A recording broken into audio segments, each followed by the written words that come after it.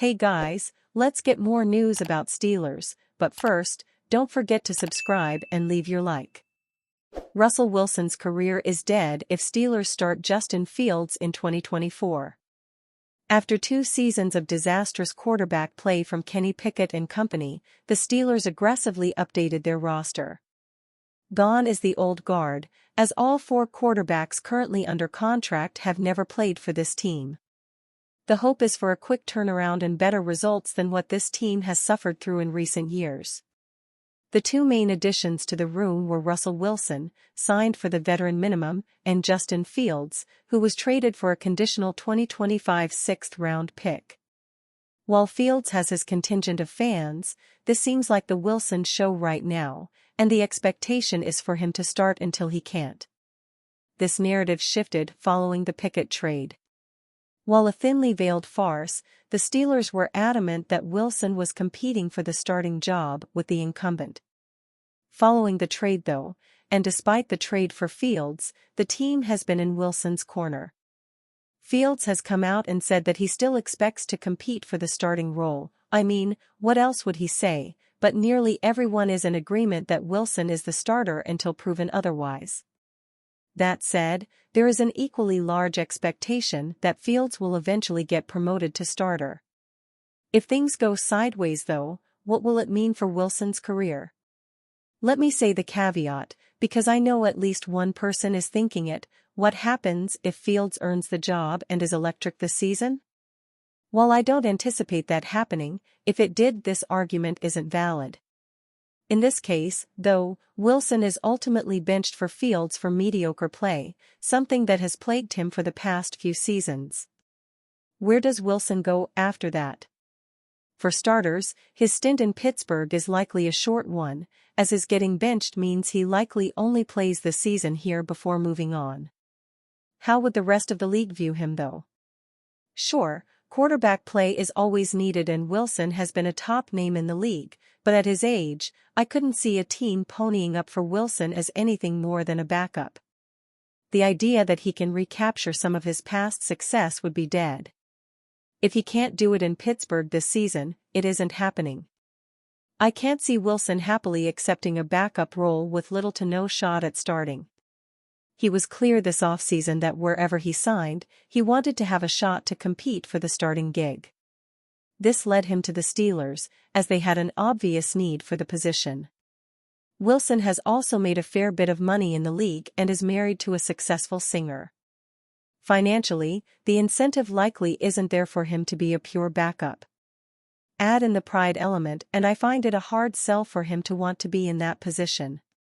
While the early rapport between the 2 quarterbacks seems friendly, Fields naturally wants to start.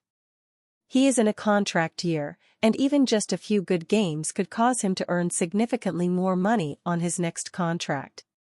No matter what it might mean for Wilson, Fields wants to find himself in the starting role as soon as possible. If we see Fields clearly overtake Wilson for the starting job, that could very well be the last snaps that Wilson takes in the NFL. He is playing for a lot this season. If he does well, he can preserve the next few years of his career with the Steelers or whatever team signs him next offseason. If not, Wilson could see his playing career end this year if he is forced to take the bench in back-to-back seasons. Former Jets GM gets Tim Tebow PTSD thinking about a Justin Fields package in Pittsburgh. Will the Pittsburgh Steelers use QB Justin Fields on offense in a tailor-made sub-package? Former NFL General Manager Mike Tannenbaum believes that they will, but also believes that they shouldn't. For him, the whole idea triggers bad memories of his final year as general manager with the New York Jets. Memories of a certain former Florida Gator quarterback. I still have scar tissue going back a decade when we played both Mark Sanchez and Tim Tebow, he said on Get Up yesterday, discussing the possibility of the Steelers using Fields in a sub-package with Russell Wilson as the starter. Who would ever trade for Tim Tebow? I think you have to declare who your quarterback is and move forward.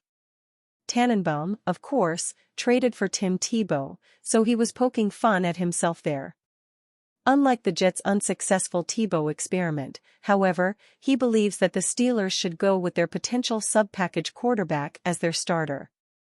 Joey Porter Jr. says he is the best corner in the league. I understand RGII's idea, but again, I lived it in New York. When you play two quarterbacks, you don't really have 1 inch, Tannenbaum said, referring to Robert Griffin III, who popularized the idea of using Justin Fields in his own package. I think the sooner they can establish one quarterback, and again, hopefully it's Fields for them, the better they are. As you may know, the Steelers turned over their entire quarterback room from last season. They released Mitch Trubisky, traded Kenny Pickett, and let Mason Rudolph leave in free agency. In turn, they signed Russell Wilson and Kyle Allen and traded for Justin Fields. The Steelers only turned to Fields as an option after Pickett requested a trade, however. It appears they were set to move forward with him after signing Wilson. Once he made it clear they wanted out, they made the move to trade for Fields. Many doubt that the Steelers will allow him to seriously compete for the starting job, however. Even though many, like Tannenbaum, thinks he could win. Steelers urged to consider signing former Pro Bowl Wr. The best way the Pittsburgh Steelers could still add a starting receiver to the 2024 roster is through a trade. But there are a few options remaining in free agency if the Steelers wish to sign yet another veteran wideout. One potential target is slot receiver Hunter Renfrow. On May 31st, SB Nation's Behind the Steel Curtain's Brandon Andrews included Renfrow on a list of 3 free agents the Steelers should consider signing. Receivers Van Jefferson, Quez Watkins, and Scotty Miller are just as likely to all be former Steelers come the end of training camp than they are to make an impact at the position, Andrews wrote. With Roman Wilson waiting in the wings, there's less of a long-term need, but they need a better talent than the ones they have now.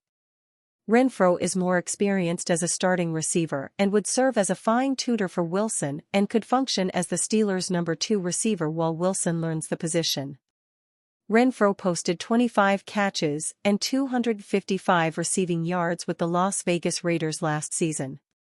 But NFL Network's Ian Rappaport reported on March 13 that the Raiders released the veteran receiver to avoid having Renfrow count as a $13.7 million cap hit in 2024. In 5 seasons with the Raiders, Renfrow recorded 269 receptions for 2,884 receiving yards and 17 touchdowns. There's no doubt that the Steelers could use an upgrade at WR2. The question is whether Renfrow is really a significant upgrade over what the Steelers already have on the roster. The only receiver the Steelers currently possess who had more than 209 receiving yards last season is George Pickens.